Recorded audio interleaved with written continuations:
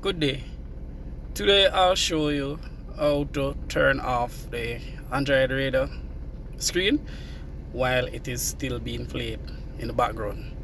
What this does really, alright, you have most Android radar which doesn't come with a fan. So at times back of the radar will get hot. So I'm gonna show you quickly how you do that. So it's very simple. Very simple. All you do, this icon up the top with the X, you hold on to it and the screen will be off. Touch back the screen and everything will be fine. So say for instance you're driving and you want, like, even music videos, anything can be playing in the background. So you just simply hold. That's it. Thank you for watching. We'll show more videos in the future. Remember to like and subscribe.